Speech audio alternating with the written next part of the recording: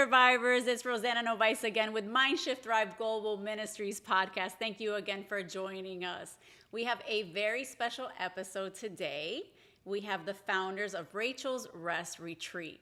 They do individual counseling and annual retreats for survivors of sexual abuse and domestic violence. I want to introduce Susan, Karen, and Lillian. Lillian was actually part of one of their retreats several years ago, and it made such an impact in her life. And we want to just take a minute and talk about the retreat, talk about what it entails and how impactful it was in Lillian's life. But let's get started first and introduce the founders of Racheal's Rest. Thank you, ladies, for being on the podcast. Thank you for having us. We appreciate this. You're welcome. And by the way, they are going to partner with MindShift Thrive. Yes. Thank you, ladies. You're awesome. Thank you, honey, for being on the show. No problem. So, Susan, Karen, whoever wants to start first, if you can give us a little bit of background on Racheal's Rest and your why. Okay. Do you want me to start? Mm-hmm. Go for it. Well, Racheal was a real person. She was just 18 actually she was 17 when I first met her, but she was attending a ladies' recovery retreat that I was doing at classes that I was doing at our church. And I always had the ladies write their name on the whiteboard, their first name.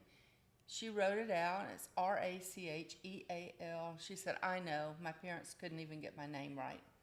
And I said, well, look at it this way, Racheal. The last 4 letters of your name spells heal, and that's what you're here for. So maybe that's just a good sign. And she said, that's true, but the middle of my name spells ache. And I realized, wow, how much survivors really do ache for years and years and years. And Racheal actually died from an eating disorder in 2010. In 2012, I felt like God was just giving me a directive to start a retreat, a week-long retreat, where survivors could come together and share their lives and their stories, connect, because sexual abuse is the only trauma that happens to people that requires the connection with other survivors in order to heal, because no one understands the consequences years later. So I felt like God gave me this download of information on what to put in a promotional video and lots of other information and the topics to talk about for the week. And so we started it in 2012, had our first retreat in 2013. We've had several each year since then. I called Susan to see if she would be interested in helping me, because I knew we were going to need 2 counselors at least for a week-long situation with several survivors, and she said yes right away. And we've been the dynamic duo since then. She's excellent at filling in, and helping with the topics that I'm not as familiar with. She's an expert in. So what makes Susan your go-to girl? Well, like I said, she knows topics. She's much better at implementing a lot of things that I have not had life experiences with. And she fills in, because we do domestic violence and sexual abuse. I'm much more familiar with the sexual abuse end of it, and early childhood domestic violence. She was more familiar with betrayal trauma, and she could tell her story. Abuse. Yes. And emotional abuse. Yes. So, Susan, let's talk about a little bit about your background and what you bring to Racheal's Rest. I've been a Christian counselor since 2007. And when Karen called, she was right. I just jumped at the idea. I thought, well, this will be great. I can do this, because I had been a part of a ministry of women who were in crisis pregnancies. And so I had counseled them and felt like that was my calling and the direction I wanted to go. And when she called, I naively believed that I had all the skills I needed for this. And it turns out that God had work He wanted to do in my life in the process. And so I came alongside these women giving them the tools that they needed, but they also helped me see things that I needed to be working on.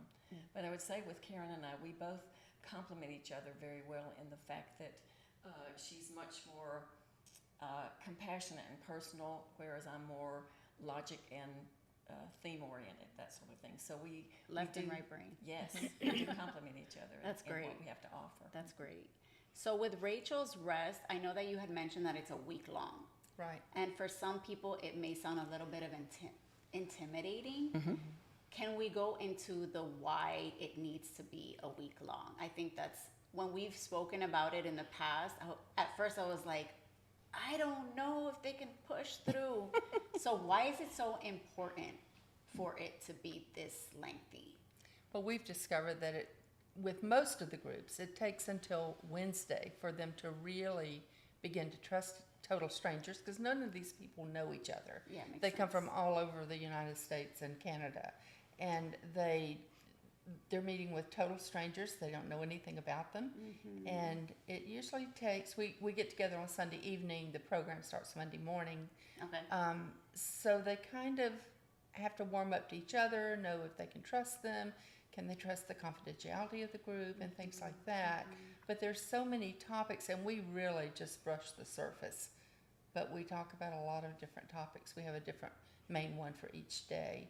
We also look at the past, present, and future. And the future is the most important because we want them to be able to break old habits and the chains that bind them to where they can't move forward in their life. Right. And a lot of times when children are in survival mode as a child and they're growing up with domestic violence or abuse of any kind, they don't dream. They're in survival mode. Their business of life is surviving, and they don't get very many choices, and they don't dream. They don't know what they want to be the rest of their life. And the average age of people who come to our retreats is 60. So we have people who've spent most of their life not knowing who they are, not finding their voice, not really, they're just existing. Wow. So they don't really come alive until they get all the information that they need. And by far, it's just one step in their healing. It certainly doesn't take the place of individual counseling, Right. but it's a stepping stone to know, am I dealing more with codependency? Am I dealing more with all kinds of other things? Issues. Sometimes it can be a myriad of symptoms. So Lillian, you're obviously not 60. You Correct. look great for 60, by the way, if you are. How did you meet Rachel's Rest? So actually, I had kind of forgotten about how I found them, and I was talking to Karen when we got here, and she reminded me that I was in counseling at my church at the time, Okay. and the counselor at our church knew of Rachel's Rest, and she mentioned it to me. Okay. It took me a while to pull the trigger on going and reaching out. Why? I think I was scared. I was scared to open that Pandora's box again, and deal with it all. So when you think of a retreat, it's obviously extensive or a little bit more than just a couple of counseling sessions. The fear behind it just opening up or discovering something that maybe you weren't aware and it was going to be more intense for you to work through. What was it? I think it was a combination of fears. I was scared to leave my husband, who I was very attached to, still am. But, I didn't want to leave my husband for all these days, and my kids. We had, at the time, 5 young children. Big family. Yeah. Yeah. And I just was like, oh no, how am I going to leave everything? Right. But this is your safe husband. This isn't any Correct. previous abusive Correct. relationships. I just want to make it clear. Yes. So the survivors that are watching, so they can paint a clear, Yes. accurate picture. Okay. And I was also just kind of afraid that, who, are these people going to judge me? Who are they going to, I don't know who they're going to be. Are they going to be a safe place for me to talk? Right. Yeah. I get that. So So did it like after a while, you were just kind of thinking about it, you were praying about it? What finally made you decide, all right, you know what, I'm going to sign up, I'm going? I did do a lot of praying about it, a lot of thinking about it. My husband was very encouraging. Like, go, you need this, go. That's awesome. I got the house, I have the kids, don't Aw. worry about any of that. So that's when I reached out and And then, made the decision. so you get there. Can you walk us through? We don't have to go into every single little detail, but walk us through, like, what was the most memorable parts? What was very special to you? How did you connect to them? Or did you gravitate towards Karen or Susan? I think I gravitated both to them both. Yeah, Equally. that's great. But we stayed, there was 2 cabins. We stayed at one that they weren't in our cabin. There was 3 women in our cabin. And I remember getting into our cabin. It was me, a lady named Karen. She was in her 60s probably at the time. And another lady named Ruby, and Ruby was young. So immediately I was shocked at how young Ruby was. And she was also from Alaska. And I was shocked that I was the only person from Georgia there. So me and Ruby immediately bonded. That bond helped a lot. Just opening up and being able to share, because we bonded. So it was, okay, at least I can trust her, and Right. she's safe. And Yeah. Yeah. So immediately you had chemistry with with one of the ladies. correct. And then was it a group setting? Was it individual work? It was a group setting. Okay. We did have individual work, didn't we, when we went back to our, it's been so long.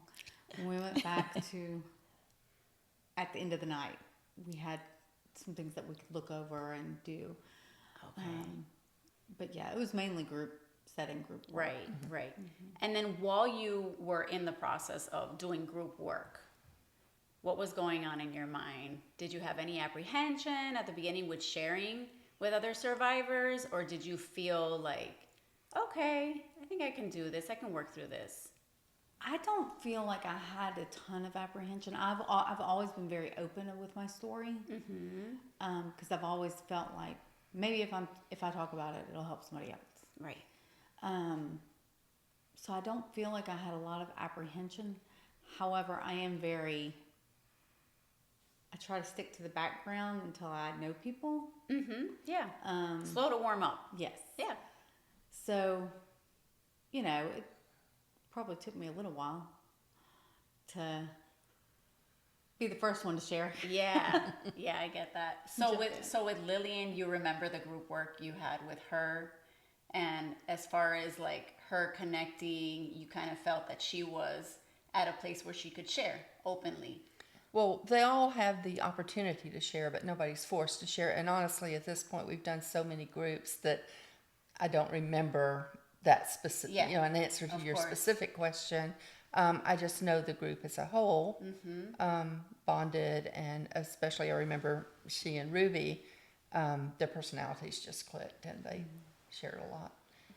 Just enjoyed. We have a recreational time in the middle of the day, and Nice. I think they really enjoyed that. Yeah, yeah, that bonding time. So what was one of the group topics that were really important at the beginning of the retreat? Okay. We begin with symptoms, because a lot of times people do not understand why they react the way they do. They just think that's normal coping skill, and sometimes it is and sometimes it's not. But it's just an awakening for them to see, oh, that's why I do what I do, and that's why I always gravitate to this decision making. So I think what we would do would have the sessions, and in those times they're allowed to ask questions or make comments or share. And I think for some people the light bulb comes on for one topic versus another topic that that specifically touches their life. But I think that one is just the beginning of the process of them beginning to go, yes, I'd have more things I need to work on this week, more things I need to address. And so we're open to questions during the sessions or after the sessions, we ask people to go back over the materials and let God show them what it is that they need to be working on, what they need to be addressing, because everyone's going to have a different approach to that. Right. So do you do a recap afterwards at some point, like towards the end of the retreat, from everything that they've been working on during? No, we really have too many topics to even do that. 1 week is not enough. And a lot of Right. groups, I don't know, Lillian, if you remember anyone saying this in your group, but in almost every group, somebody says, we need another week. They're not, Yeah. they're like, we want more information. And so, It's a long journey of healing, right? Yeah. And the transition begins, this hesitancy to be involved, and then by the end of the week, they recognize that they're gaining so much from it that they really want more. So it's beautiful to see that transition. The discovery of, wow, I didn't know that this is what that meant. Right. Did you have those aha moments? Definitely.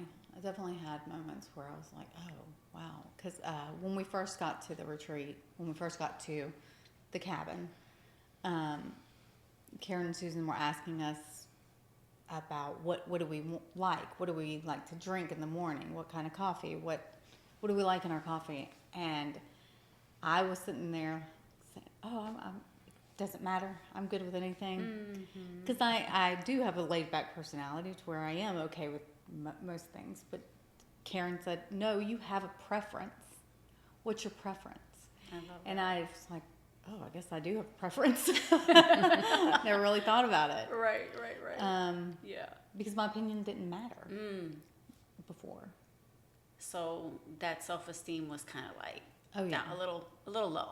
Just a little. Definitely. A lot low. A lot A low. lot low. And she's like, so do you remember that moment where you're like, No. you do have a preference?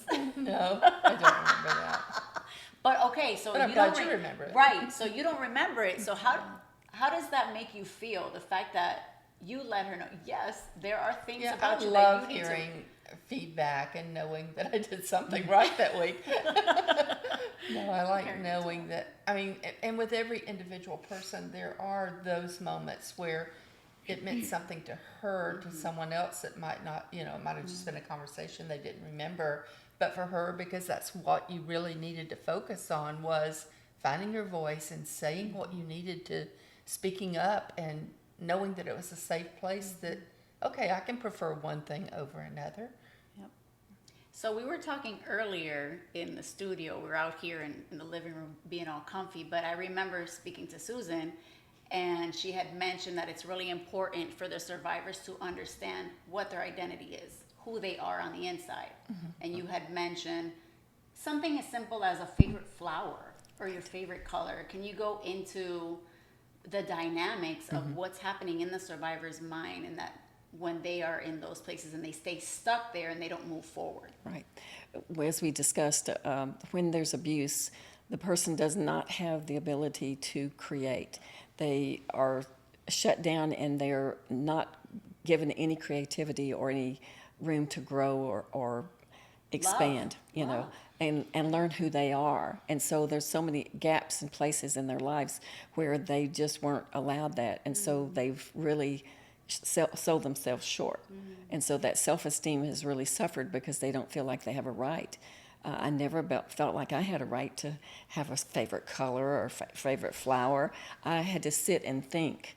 And we have, another handout. We have many handouts that talk about those very things.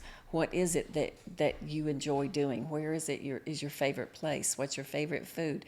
And for most of these women, they have really never thought about that because they've just been in survival mode and trying to keep abuse from escalating. So the way you do that is you shut yourself down. Right. And always appease the perpetrator, the abuser. Right. What do they like? Let me not trip them up, Right. because then this is going to be another showdown. And to have a favorite of anything or to know what you like or prefer of something defines who you are. But because most survivors were never allowed to create their own identity, they had to become people pleasers and become like whoever. For instance, if it started at childhood, you become who daddy wants you to be, or you become whatever mommy wants you to do in that moment. But dysfunctional families are not geared toward the emotional growth of children. So the children have to jump through hoops and become like whoever they're with, whatever they want them to be Right. is who they become. So then you become an adult and you don't know what kind of coffee you like. Right, right. Or what coffee creamer you prefer. So, do you now know what you like? I do. I'm a big high fiver. That was awesome. Yes. Great job, ladies. And we're so proud. Sorry to interrupt No, you. it's okay. You're good. We're so proud of her because she's opened her own business, and when we first met her, she was like unsure of so many things, and she's got so much creativity and so many people skills, and there's so many attributes about her. I could go on and on, but So, I actually want to support her, and I want you to look into the camera and say the name of your business, because she is an entrepreneur, y'all. This is amazing. Yes, I own Board and Brush Marietta, and it's definitely something that I never would have been able to do before going on that retreat and dealing with everything, because I didn't have the confidence. I didn't have the self-esteem. I always thought, well, I'm going to fail, so I just won't do anything, because then you can't fail. Yeah. So It's like a self-protective. Yeah. And what I see is that you went from a person who felt like you didn't have the right to flourish, you didn't have the right to express yourself or even explore what your capabilities were. And now we see this wonderful human being who has now been able to express herself and enjoy, your life. Before, it seemed like there was just always this crisis of the heart going on that needed to be healed. So it's great to see this. And I overheard you have a wonderful husband now. I do. We have been married 11 years. Praise And it was rough. It was rough before the retreat. In what way? Do you remember this, like one specific thing that you guys? It was just Trying to- constant me trying to ruin everything. Sabotage. Yes, big time. And I'm about to cry. Okay. Well, if you're okay with me holding your hand, I'm a hand holder. I've always said that Rachel's rest saved my marriage and possibly saved my life. Probably saved my life. Oh, girl. Wow. 100%. It did. It's having that time and realizing why I was doing the things I was doing. I was sabotaging my marriage, and this wonderful man, I felt like I was trying to sabotage him. Yes. And, we celebrated 10 years last year, and Congratulations. we never had a wedding. So we had a wedding last year. Good deal. And we're better than ever. And I always say, I feel like we shouldn't have made it those first 5 years. And for us to have made it, it's amazing. It's incredible. It's a miracle. Yeah. Yeah. God is definitely using these two ladies in Yes. a powerful Oh, way. yeah. Praise the Lillian, Lord I again. want to say that we gave you the tools to do it, but you saved your marriage and you Yes. decided to preserve your life and Yeah. create a better one. So you get the credit for that. And I wanted just to comment that a lot of times a survivor doesn't feel like they have the right to have a happy marriage. Yeah. And so they do everything they can to sabotage it, saying, will you still love me if I do this? And will you still love me? So they just keep pushing the boundaries in order to say, is that am a I loved enough? Is that a subconscious thing that you Yes, think? yes. One of the themes we have is that we create the reality we think we deserve. So if you have low self-esteem and you think you're unworthy, then you're going to destroy whatever good is going on in your life because we sabotage our own success. Wow. Right. Wow. Definitely. Lillian, thank you, hon. I Thank you. appreciate you opening up like that. That's not easy. And when I asked you about the marriage, and I know that you've got a good guy now, I'm like, I know the survivors are curious about how you've lasted this long, because us as survivors, we have stuff that we haven't, we're still working through. Yes, definitely. And I'll be vulnerable too. Like, I have an amazing guy, and sometimes I'll do something and I'm like, how did he not say anything after what I just said? Just being patient and loving and kind. I'm like, he's really a good guy. We got to fight for this marriage. Yep.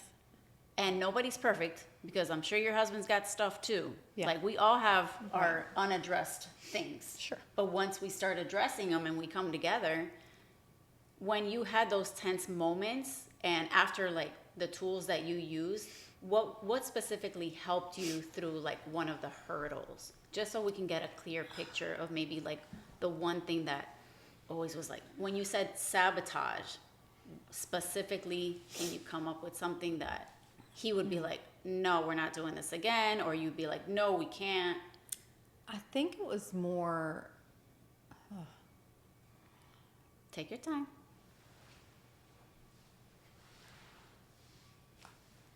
self-reflecting, like, why am I doing this? Is this really worth whatever argument is about to ensue if I continue? Were you like nitpicking certain things?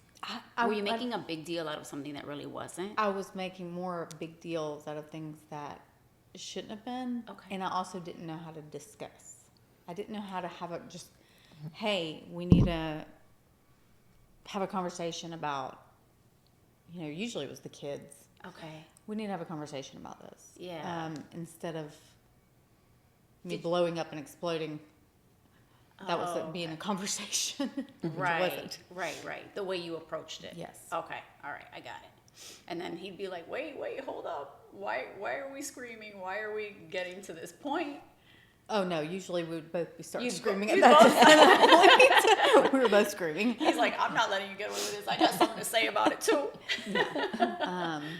And then it would just snowball, right? Correct. Yeah. I And then you mean- disconnect, and then, yeah. And he had to work on himself as well. Sure. Because it wasn't, we both realized it wasn't just me. So we ended up going marriage counseling and figuring how can we come together and talk Yeah. rather than, because he was more the type that I'll just sweep it under the rug, I'll just let her do whatever until it became a blow up. So we had to figure out Right. how can we discuss things? Yeah. And how can we both be heard? And Rachel's rest helped you with communicating effectively and building Definitely. that self-confidence, like, we can talk through this. Yes, definitely. Yeah, and I have a voice, like what you had mentioned, speaking up. All right, that's cool. That's great. One of the topics we talked about at most of the retreats, I'm not real sure if we did at your retreat, but because we gear each retreat to whatever that group is dealing with. Sometimes it's more spiritual confusion, sometimes it's preparing for court, or sometimes, it just depends on what. But we talk a lot about fighting fair, and how if you're arguing about something for more than 10 minutes, you're really not discussing the issue anymore. You're name calling or attacking each other's character or bringing up old business, or we talk about how to discuss something effectively. That's great. Much needed, not just for survivors, but for everybody Right, in yeah. general. Yeah, and what you should expect in a relationship, what your rights are. You have a right to be heard, and you have a right to be respected, and in turn, you also have to do the same. Absolutely. So that's important. Absolutely. So how many years has it been since the last retreat for you? For me, I went in 2018, so it's 5 2000 years. Oh, okay, 5 years. And you're still holding on to the tools. Oh, yeah. Your self-esteem has not dwindled. No, If anything, it's getting stronger. it is, especially with this definitely. new business. And Yes. that's so Yes, amazing. definitely. I mean, I have my struggles, Of course. of course. Yeah. But, that retreat, that time, everything that I learned is always right there. And it's definitely something I'll never forget. I'm always grateful for it. Praise God. You ladies are God's angels. You know that, right? We're just tools. Tools. Hey, angels on earth, that's what I say. Thank you. So, I want to play a little game because I know it's been a hot topic. How do you ladies feel about a game? Sure. Ready? Okay. Okay. We are back with a biblical trivia, and Lillian picked the Bible numbers game. So I'm just really excited that she was brave and courageous and willing to share some of her stories that are very near and dear to her heart. The fact that she allowed Racheal's rest to help heal her in her journey is life-changing, transformative.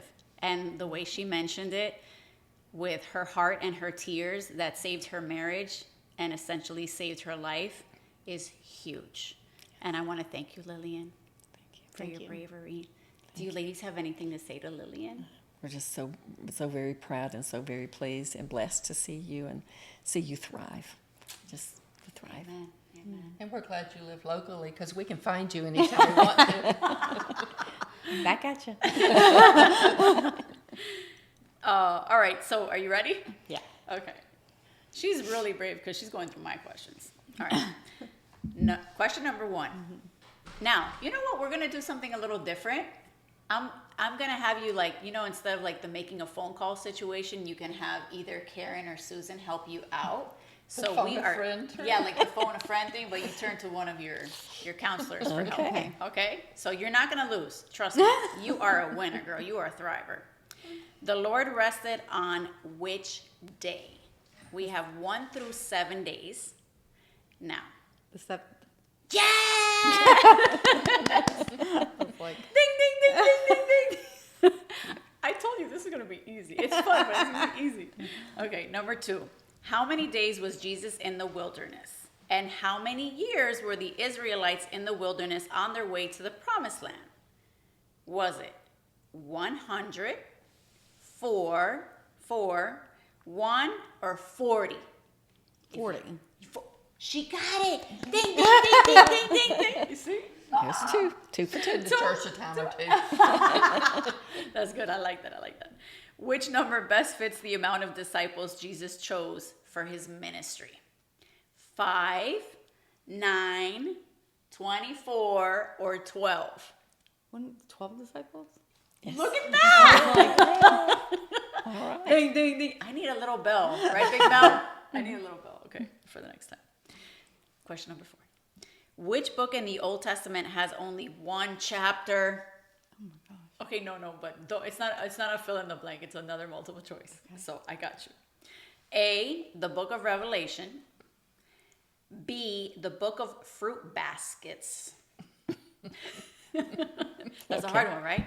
C, the book of Obadiah. Or D, the book of how to properly wash a disciple's foot. Well, I know it's not B or D. Correct. Right. So it's either the book of Revelation, but you can phone, you can turn to a therapist. Turn to a therapist for this question. This is hilarious. Okay. Or the book of Obadiah. I'm going to go with Obadiah. Yes! You got it! Mainly because I don't know much about Obadiah. So I was like, But feel you know like Revelations has Right, I know one. Revelations You has know more it's got than more than one. one, girl. That's a heavy Process of book. elimination. Process of Yeah. elimination. Obadiah has 1 chapter. He's Yeah. one of the minor prophets in the Old Testament. Okay, last one. In one of many of Jesus' miracles, loaves and fish were given to crowds when Jesus taught. How many people were fed in those 2 occasions? A, 5,000 and 4,000. B, 5 and 4. C, none, because the disciples were starving, so they ate them before the people even had a chance. That's messed up, right? Okay. Or 15 and 14. A. 5,000 and 4,000! You got it! So listen, you got A+. Yeah. That's not only did all this with Rachel's rest, but look how much information she learned. Yeah, I think she knows a lot about the Bible. What do you think? I think so too. All right, so Mindshift Thrive wants to give you a t-shirt that you Thank get to you. wear whenever you want. Perfect. Thank you For so much. you, sweetie. And a New Living Oh. Life Application Holy Bible. Oh, wow. It's a Thank study you. Bible. awesome. Do you have a study Bible? I don't. I didn't know that. But God did. Yes. God knew it. Oh, Lord. Okay. Here we are. Another amazing episode. Again, thank you, Karen. Thank you, Susan, for your time, for your dedication. I'm so glad we are partnering. Thank you. You're welcome. You're welcome. And Lillian, thank you for your bravery and for speaking up. Thanks I for appreciate you. having me out. You're welcome. Again, this is Rosanna Novice with MindShift Thrive Global Ministries. Please, ladies, stay safe. I love you. God bless you. Remember, you are not a survivor. You are a thriver. We love you. Bye-bye. Till next time.